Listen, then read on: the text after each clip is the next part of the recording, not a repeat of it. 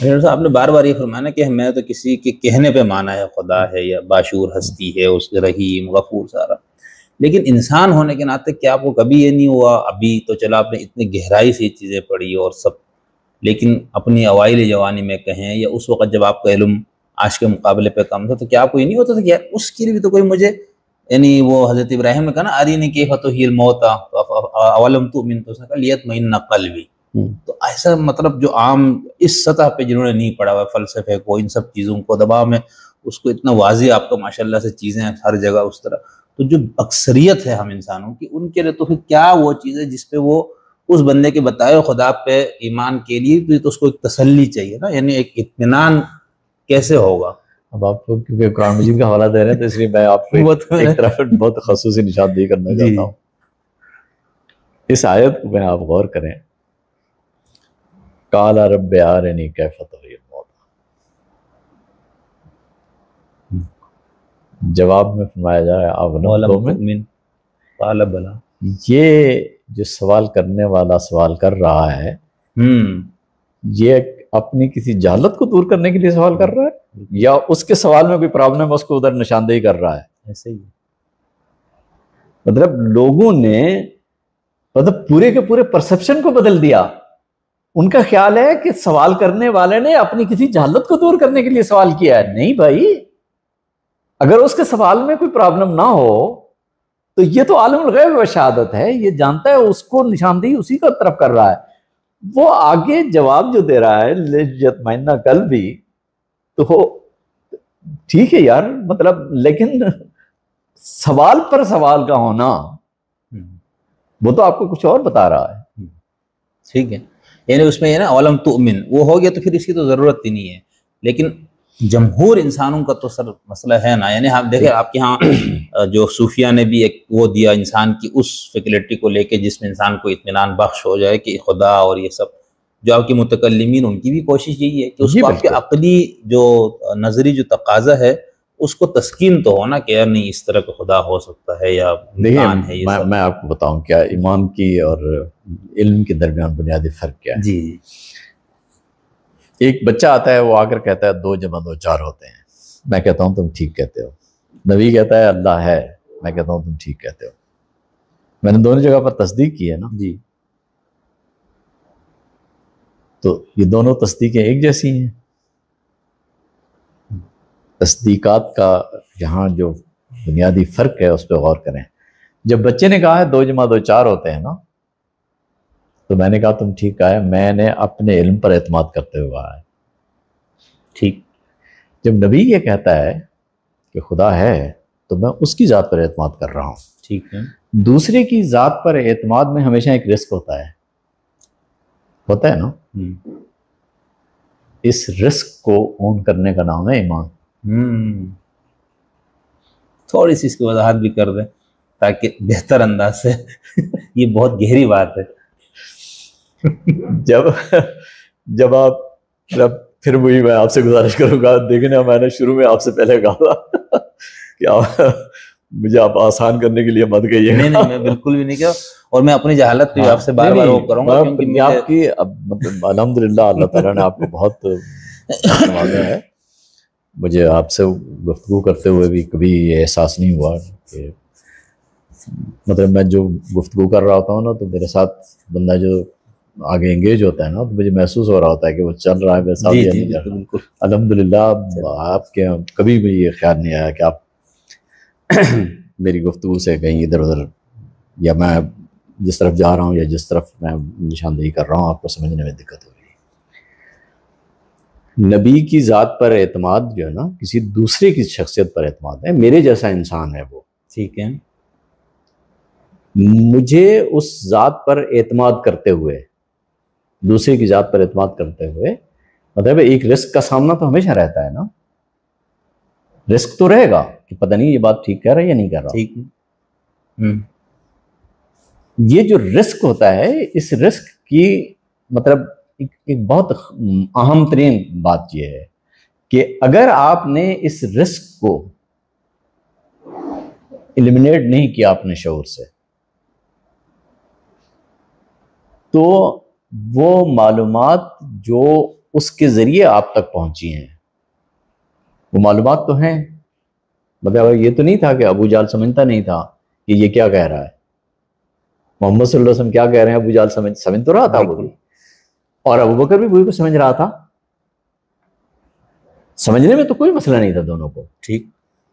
اب مسئلہ کیا تھا؟ مسئلہ یہ تھا کہ ایک بندہ وہ جو کچھ کہہ رہا ہے اس بات کو وہ اون کرتا ہے، اور اس انداز سے اون کرتا ہے کہ وہ اس رسک کو ایلیمینیٹ کر دیتا ہے جو دوسرے کی ذات پر ہوتا ہے. وہ کہتا ہے یار میں یہ ہو سکتا ہے کہ میری آنکھیں دھوکہ کھا رہی ہوں، مگر یہ جو کچھ کہہ رہا ہے اس میں فراڈ کا کوئی ایلیمنٹ نہیں ہے.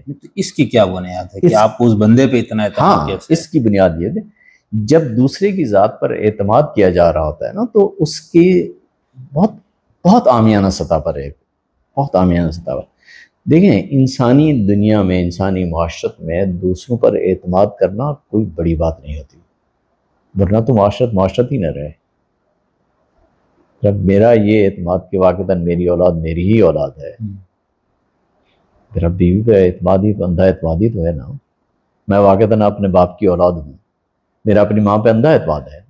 صحیح، کوئی شخص بھی نہیں کہہ سکتا نا. مطلب یہاں تو ایک ایسی چیز ہے نا کہ پریکٹیکلی میری زندگی عبارت ہی اس دنیا میں معاشرت جو ہے وہ اسی اصول پہ کھڑی ہے. اب آ جائیں کہ یہ چیز دنیا میں قابل مشاہدہ اور قابل تجربہ ہے کہ میری بیوی جو کہہ رہی ہے وہ سچ ہے یا جھوٹ ہے، میں اس کو چیک کر سکتا ہوں. لیکن نبی جو بات کر رہا ہے وہ ایک ایسی چیز ہے جو قابل مشاہدہ نہیں ہے، زندگی میں قابل مشاہدہ نہیں ہے، اس کو آپ چیک نہیں کر سکتے. ہاں، چیک نہیں کر سکتے. اس لیے وہاں وہ اعتماد کی نیچر بدل جاتی ہے. لیکن یہ کہ اعتماد انسانی دنیا میں ایک مطلب فطری عمل ہے. لیکن آپ اس محمد صلی اللہ علیہ وسلم نامی ایک عرب اس شخص پہ جس پہ قرآن نامی کوئی کتابوں پہ اس پہ اتنا مطلب آپ دوسرے پہ کریں نا. اب ہمارے ہندوستان میں جو انبیاء آئے ہیں یا جو جنہوں نے دعوت دی ان پہ کیوں نہیں ہے؟ آپ اسی شخص پہ وہ کس سورس سے آپ کو یہ پتہ لگا کہ یار یہ بندہ جو بات کر رہا ہے مجھے اس پہ اتنا اعتبار ہے؟ یہ دیکھیں کسی سورس سے اگر مجھے یہ پتہ چل جائے کہ یہ بندہ سچ کہہ رہا ہے، اگر کسی سورس سے مجھے یہ پتہ چل جائے کہ یہ بندہ سچ کہہ رہا ہے تو پھر آپ ایک بار ایمان بالغیب کے سامنے پھر آپ نے کوسچن اٹھا دیا. بالکل. میں یہی تو آپ کو گزارش کرنا چاہ رہا ہوں کہ جس ذات پر میں اعتماد کر رہا ہوں اس ذات پر اعتماد ایک تو یہ کہ انسانی رویوں میں سے ایک انسانی رویہ ہے، اس کو کوئی مسئلہ نہیں. ٹھیک ہے. دوسرا یہ کہ جس وقت آپ یہ کہ کس سورس سے آپ اس کی تصدیق کرتے ہیں. میں اگر اس سچ کو کسی سورس سے جسٹیفائی کر سکتا ہوں تو میں وہی تو فرق آپ بتا رہا ہوں. علم اور ایمان میں بنیادی فرق ہی یہ ہے. رہ گیا یہ مسئلہ کہ میں اس کے مطلب محمد صلی اللہ علیہ وسلم کے بعد کسی دوسرے پہ اعتماد نہیں کرتا تو اس وجہ سے کہ میں اس پہ ذات پر اعتماد کر رہا ہوں. میرا ورنہ اس کو جھوٹا کہنے کا بھی میرا اپنا ذاتی ادراک نہیں ہے کہ یہ جو کچھ کہہ رہا ہے جھوٹ کہہ رہا ہے.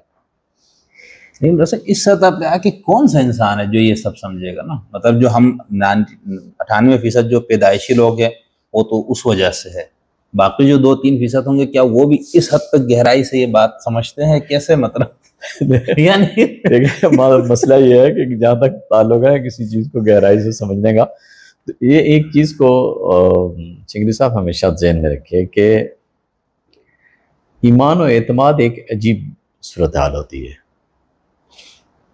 اس کی لاجک ہی ڈیفرنٹ ہے. آپ کیونکہ اس پورے لٹریچر سے اور پورے اس کلچر سے گزرے ہوئے ہیں اس لیے آپ کو سمجھنا مشکل نہیں ہے. ایمان لانے سے پہلے ایمان انسان کا ذاتی فیصلہ ہے، پرسنل ڈیسیجن ہے. Is it right? کہ میرے اختیار میں ہے، میں چاہوں تو ایمان لے آؤں، نہ چاہوں تو نہ لے آؤں. ایک بار ایک شخص کوئی ایمان لے آتا ہے آپ دیکھیں گے وہ ایک دم بدلے گا، کہے گا کہ یہ میرا پرسنل ڈیسیجن نہیں ہے، میرے اللہ کی مہربانی ہے مجھ پر. صحیح.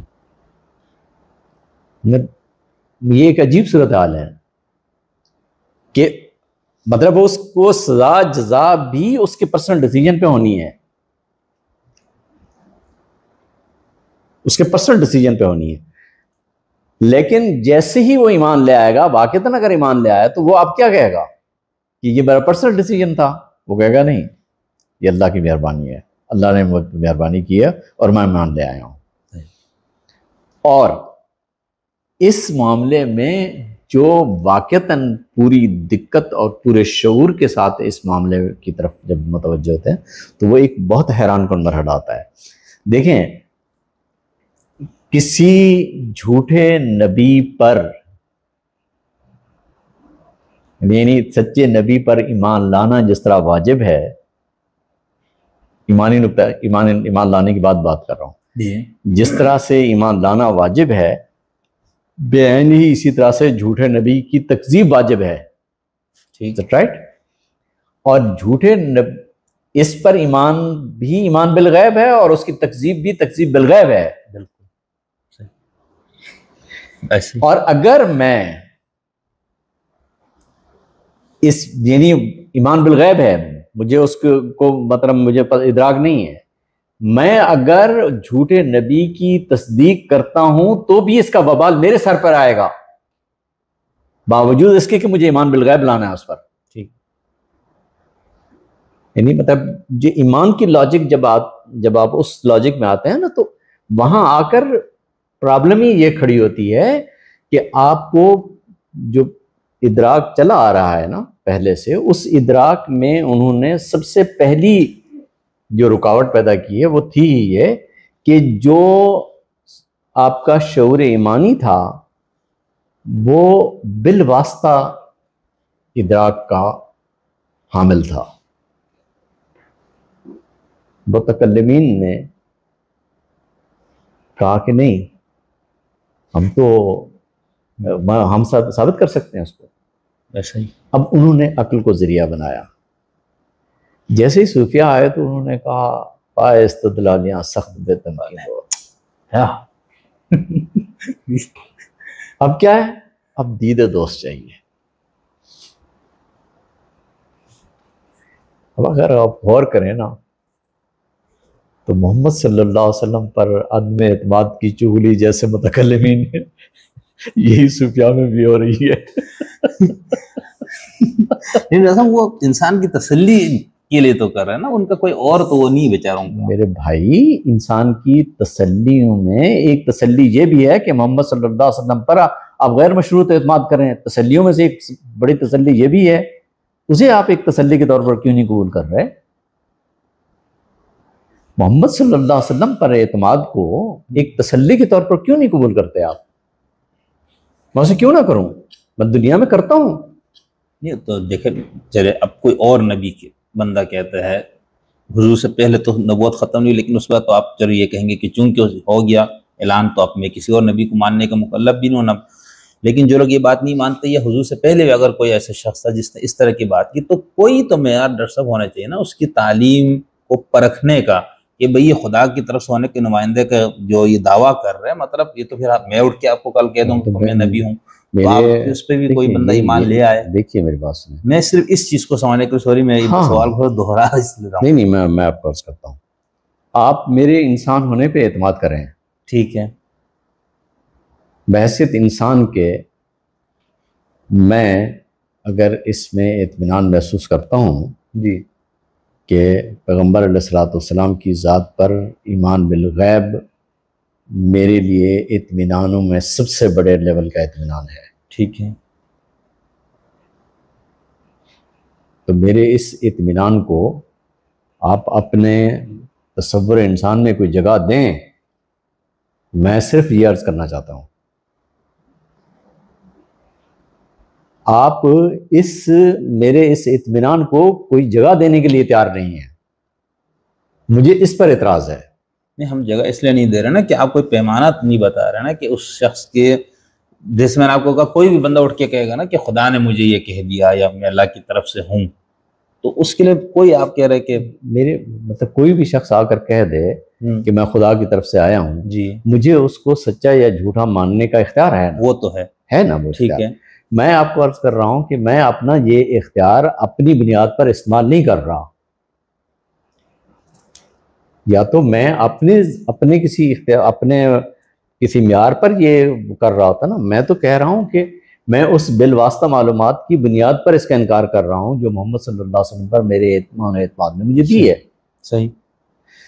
اب اگلا مرحلہ ہے کہ آپ اس معیار کو بطور معیار کے کیوں قبول نہیں کر رہے، مطلب اس کی کوئی وجہ ہونی چاہیے۔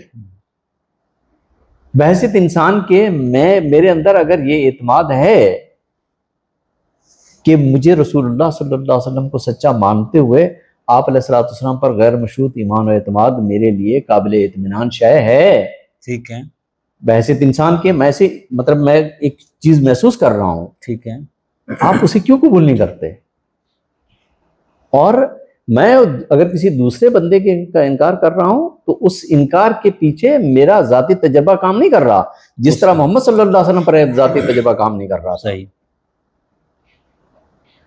اب پرابلم یہاں پر یہ پیدا ہوتی ہے کہ آپ یہ سمجھتے ہیں کہ مجھے اس دنیا میں رہتے ہوئے الوہی معیارات میں کسی نہ کسی درجے میں کوئی انٹرپشن کر رہی ہیں جس میں شریک ہو سکوں اور میں ایک مشترکہ سٹینڈرڈ بناؤں جو خدا کی طرف سے اور میری طرف سے دونوں کی طرف سے ایک کامن سا ہو جائے۔ تو یہ کامن سٹینڈرڈ جو ہے نا، جو مطلب جوائنٹ وینچر ہو، تو وہ بندے اور خدا کے درمیان نہیں ہو سکتا، اور وہ ساری کوششیں یہی ہے متکلمین کی بھی اور بالکل صوفیاء کرام کی بھی۔ کہیں بھی آپ کو مطلب یہ ایک بہت عجیب سی بات ہے کہ خود ایمان بالغیب، رسول اللہ صلی اللہ علیہ وسلم پر ایمان بالغیب ریلیجس ایکسپیرینس میں یہ سب سے بڑا ایکسپیرینس ہے، یعنی سب سے بڑا ریلیجس ایکسپیرینس اٹ سیلف ایک ایکسپیرینس ہے۔ یار میں کسی ایک دوسرے بندے پر اعتماد کر رہا ہوں اور اتنا بڑا اعتماد کر رہا ہوں، تو یہ ریلیجس ایکسپیرینس کیوں نہیں ہے؟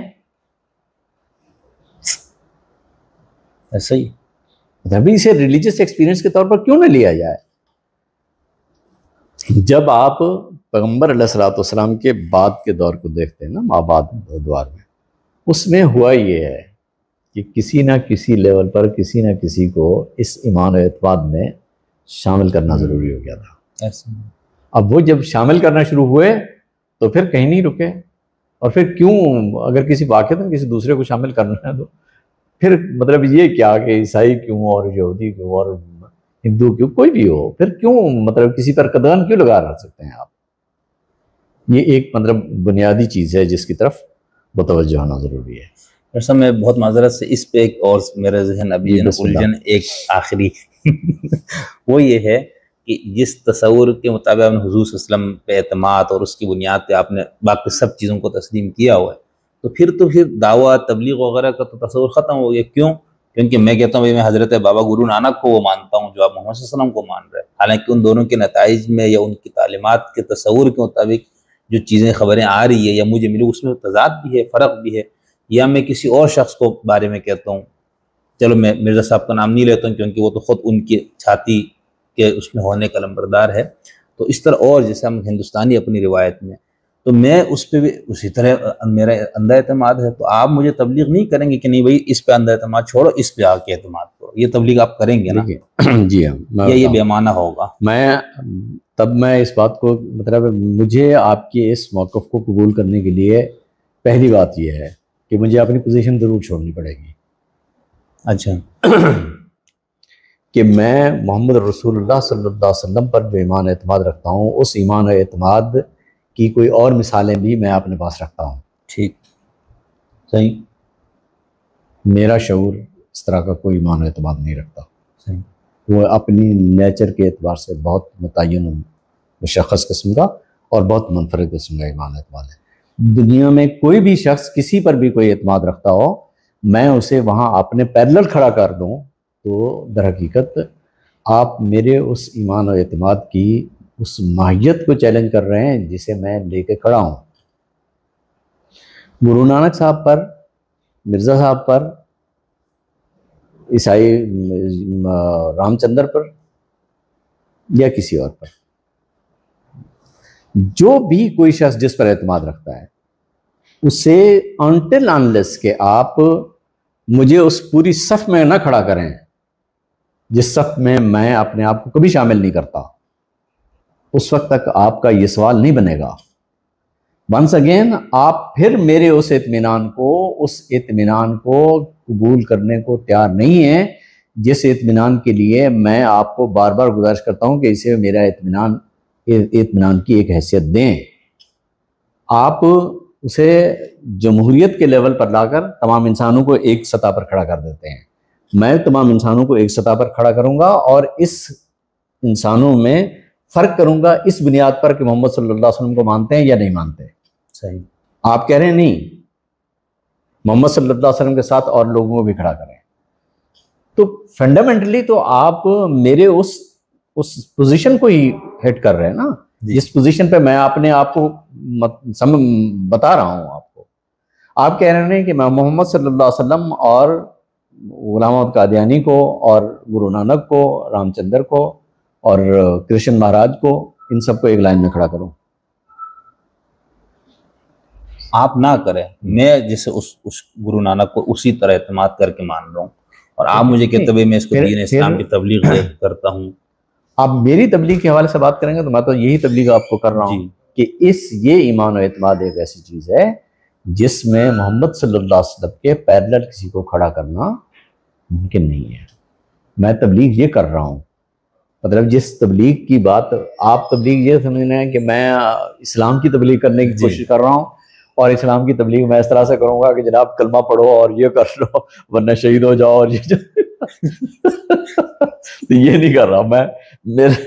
میں اگر ویسے مسلمان کے ساتھ بات کروں گا تو اسے یہی کہوں گا صحیح کہ مسلمان کو اس پر ایمان و اعتماد کہ محمد صلی اللہ علیہ وسلم جس صف محمد صلی اللہ علیہ وسلم جہاں کھڑے ہیں وہ صف نہیں ہے. صحیح.